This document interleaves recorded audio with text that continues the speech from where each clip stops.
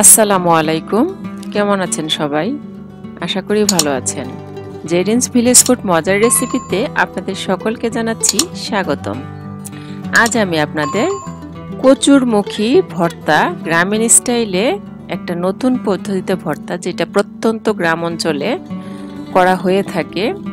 আমি এক গ্রামে গিয়েছিলাম বেড়াতে, তো এইভাবে ভর্তা করে আমাকে খেতে দিয়েছিল। আমার কাছে এত মজা লেগেছে, মানে বলার মতো না।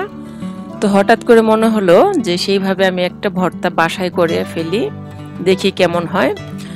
তো যেই বলা সেই কাজ, মুখির দিন চলে এসেছে। আমি ভর্তা করে নিজে খেয়েছি এবং ভিডিওটা, রেসিপিটা আপনাদের সাথেও শেয়ার করে দিলাম। আশা করছি ভালো লাগবে এবং অবশ্যই বাসায় করে দেখবেন। এখানে ছোট ছোট কচির মুখি আমি কেটে ধুয়ে পরিষ্কার করে নিলাম। তো এই মুখিগুলো এখন আমি কি করব আপনারা দেখতে থাকুন। আর রেসিপিটা যদি শিখতে চান তাহলে অবশ্যই পুরো ভিডিওটি না টেনে দেখতে হবে। এখানে আমি দেখুন পেঁয়াজ, রসুন এবং শুকনা মরিচ নিয়েছি। আর মুখিগুলো আমি সুন্দরভাবে ছালগুলো ছিলিয়ে নিয়েছি। এখন আমি খুব সুন্দর করে এগুলা ধুয়ে নিচ্ছি। ধুয়ে আমি অন্য একটা পাত্রে উঠিয়ে রাখছি। তো দেখতে পাচ্ছেন আমার কচি মুখিগুলো ধোয়া শেষ। এখন আমি কি করব, আমি একটা পাত্রে মানে পানিতে কচুর মুখিগুলো রাখলাম। এখন এটাকে আরো ভালোভাবে আমি ধুয়ে এটাকে আমি কেটে নিব। তো এভাবে কষলে কষলে ধুয়ে নিতে হবে, কেননা কচুর মুখিতে মানে কচুর মুখির যে ছাল আছে এখানে কিন্তু অনেক বালি থাকে। আপনারা যারা কচুর মুখি খেয়েছেন তারা জানেন। তো খুব সুন্দরভাবে এভাবে ধুয়ে নিতে হবে। দেখতে পাচ্ছেন আমি আপনাদেরকে খুব কাছ থেকে দেখিয়ে দিচ্ছি। তো ধোয়া হয়ে গেছে এগুলো। আমি দর্শক এখন খুব সুন্দরভাবে পাতলা পাতলা করে কেটে নিচ্ছি বটির সাহায্যে। দেখুন কি কি কি সাইজ করে আমি কেটেছি, আপনাদের খুব কাছ থেকে দেখিয়ে দিচ্ছি। এরকম চিকন চিকন করে স্লাইস করে আমি সবগুলো মুখি কচু কেটে নিব। দেখুন আমি একটা একটা করে সবগুলো মুখি কচু কিন্তু এভাবে কেটে নিচ্ছি। সবগুলো কচু আমার কেটে নেওয়া শেষ। এখন আমি এই মুখির কচুগুলো কি করব, নতুন একটা পদ্ধতিতে এই মুখি কচু ভর্তা, হয়তো আপনারা এরকম ভাবে ভর্তা কখনো ট্রাই করেননি বা খেয়ে দেখেননি। তো আজ আমি আপনাদের অত্যন্ত গ্রামীণ স্টাইলে এই কচুমুখী ভর্তাটা করে দেখাবো, যেটা শুধু প্রত্যন্ত গ্রামেই না, শহরেও যারা আছেন তারা করে খেয়ে দেখবেন। অনেক ভালো লাগে গরম ভাতের সাথে, একটুও গলায় ধরে না। প্রথমে আমি একটা কড়াই বসিয়ে নিলাম। একটা চুলার মধ্যে হাঁড়ি বসিয়ে কড়াই বসিয়ে এখানে আমি শুকনো লঙ্কা বা শুকনো মরিচ, এটাকে কারেন্ট মরিচ বলে, চিকন চিকন মরিচ, এটা অত্যন্ত ঝাল। এই 5 থেকে 6টা মরিচ নিয়েছি আমি এখানে, দেখতে পাচ্ছেন। খুব সুন্দরভাবে মরিচটা আমি টেলে নেব। মরিচটা আমার টেলে নেওয়া প্রায় হয়ে গেছে। এখন আমি এটা একটা আলাদা পাত্রে মরিচটাকে রেখে দিব। যারা কম বেশি ঝাল খান, এটা আপনাদের রুচি অনুযায়ী, কম যদি ঝাল খান তাহলে মরিচটা একটু কমিয়ে দিবেন। আমি অবশ্য ভর্তাতে একটু বেশি ঝাল পছন্দ করি, ঝাল ঝাল ভর্তা হলে খুবই ভালো লাগে। তো মরিচটা উঠিয়ে নেওয়ার পরে আমি কড়াইয়ের মধ্যে একটু সরষের তেল দিয়ে নিলাম পরিমাণ মতো। দেখতে পাচ্ছেন তেলটাকে আমি গরম হওয়ার জন্য অপেক্ষা করব। তেলটা মোটামুটি গরম হয়ে গিয়েছে। এখন আমি সাদা সরিষা তেলের মধ্যে ফোড়ন হিসেবে দিয়ে দিলাম। আপনাদের কাছে কালো সরিষা থাকলে কালো সরিষাটাও দিতে পারেন। আমি এখানে সাদা সরিষাটা ব্যবহার করেছি। তো সরিষাটা একটু হয়ে আসার পর আমি কচুর মুখিগুলো কিন্তু এই তেলের মধ্যে ভেজে নেব। আমি কিছুক্ষণ সময় মুখি কচুটাকে এই তেলে ভেজে নিব। সরিষার সাথে কচুর মুখিটা কিন্তু দারুণ যায়। হালকা একটু হলুদের গুঁড়ো দিয়ে নিচ্ছি আমি, তা না হলে দেখা যাবে কি কচুর মুখিটা একটু কালচে কালচে হয়ে যাবে। আপনারা অনেকেই জানেন যে কচুটা কিন্তু একটা একটু হালকা কষ থাকে, যেটাতে আপনার কালো কালো হয়ে যায়। এজন্য একটু হলুদ দেওয়াটা কিন্তু খুবই জরুরি। খুব বেশি দেওয়ার দরকার নেই, অল্প একটু হলুদের গুঁড়ো কিন্তু দিয়ে দিলেই হবে। তো এটাকে আমি অনবরত নাড়তে থাকবো। সেই সাথে আমি এখানে কয়েক টুকরো রসুন দিয়ে দিলাম।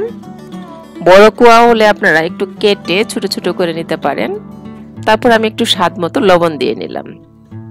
তো সবগুলো উপকরণ কিন্তু আমি নেড়ে চেড়ে একদম হালকা ভাজা ভাজা করে নিব।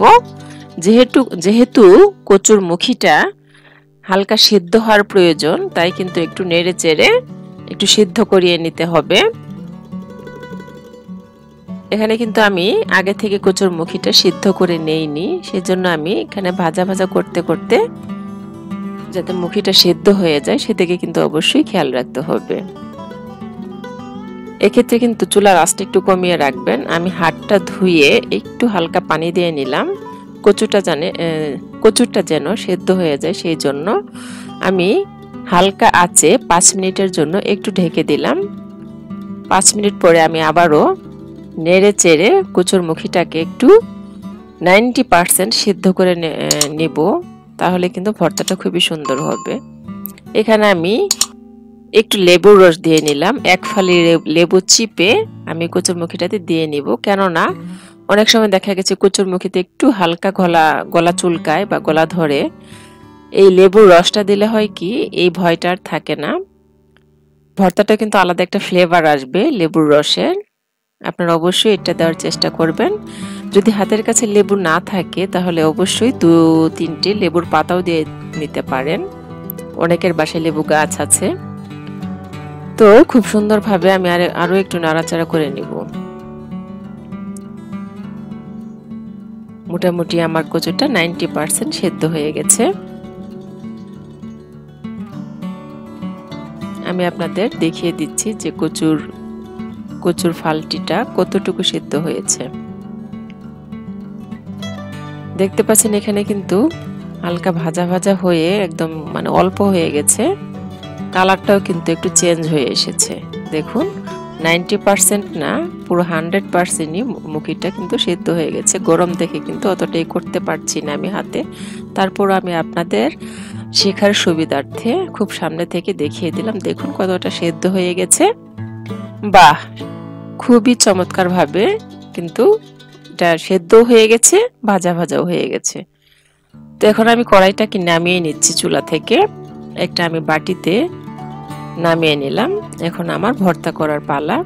আপনারা বুঝতেই পারছেন, এখন আমি কচুর মুখিটাকে ভর্তা করে নেব। হালকা একটু ঠান্ডা করে নিয়েছি যাতে আমার হাতে সয় সে অনুপাতে। তো এখানে আমি একটু প্রথমে যে মরিচগুলো টেলে রেখেছিলাম, মচমচে করে টেলেছি যেন ভর্তাটা করতে সুবিধা হয়। তো এখন আমি মরিচগুলোকে এখানে বুটাটা ছাড়িয়ে নিচ্ছি।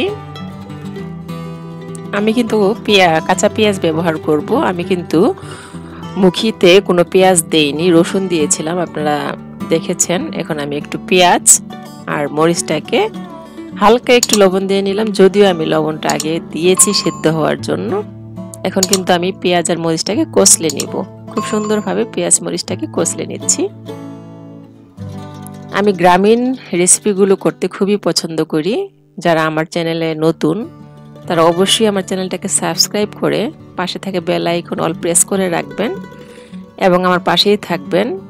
এই গ্রামীণ রেসিপিগুলো, বেশিরভাগ রেসিপি কিন্তু আমার ভর্তা। আপনারা যারা আমার চ্যানেলে পুরনো তারা অবশ্যই জানেন আমি গ্রামের ভর্তা জাতীয় রেসিপিগুলো বেশি করার চেষ্টা করি। এরকম আরও অনেক ভর্তা আমার চ্যানেলে আছে, আপনারা অবশ্যই চ্যানেলটা ঘুরে দেখে আসতে পারেন এবং আমার মজার রেসিপি পেজটা ফলো দিয়ে রাখবেন এবং একটা সাবস্ক্রাইব করে আমার পাশে থাকবেন, আমাকে উৎসাহ দিবেন যেন এরকম নতুন নতুন এবং সুন্দর গ্রামীণ কিছু রেসিপি আপনাদের মাঝে আমি নিয়ে আসতে পারি এবং আপনাদের উপহার দিতে পারি।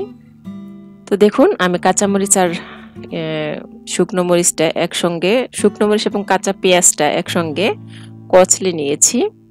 এখন আমি এই মুখি কচুটার মধ্যে দিয়ে নিচ্ছি। এদিকে আমার মুখি কচুটা কিন্তু অনেকটাই ঠান্ডা হয়ে গেছে। এখন আমি হাতের সাহায্যে খুব সুন্দরভাবে কচলে নেব। এটা কিন্তু আপনারা চামচের সাহায্য করতে পারেন, কিন্তু হাতে ডলিয়ে ভর্তাটা এটাই অনেক মজার হয়। এখানে আমি আরো একটু কাঁচা সর্ষের তেল দিয়ে নিব যাতে ফ্লেভারটা আরো সুন্দর আসে।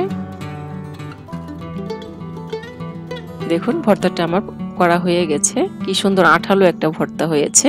কচুরমুখী ভর্তা এমনিতেও আঠালো হয়, তো আমি যে স্টাইল আজকে ভর্তা করলাম এই ভর্তাটা কিন্তু দেখতে যেমন সুন্দর হয়েছে, খেতেও কিন্তু অনেক মজা হয়েছে।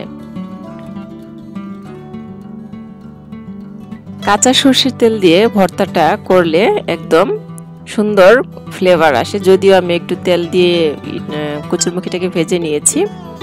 ভর্তাটা কিন্তু আমার কমপ্লিট হয়ে গেছে। এই ভর্তাটা গরম ভাতের সাথে যে এত মজা লাগে এটা আপনাদের বলে বোঝাতে পারবো না। আপনারা যদি বাসায় ট্রাই করেন তাহলে অবশ্যই খেয়ে দেখতে পারবেন এবং বুঝতে পারবেন। খুবই সুন্দর, মজাদার। সকলেই ভালো থাকবেন, সুস্থ থাকবেন। আল্লাহ হাফেজ।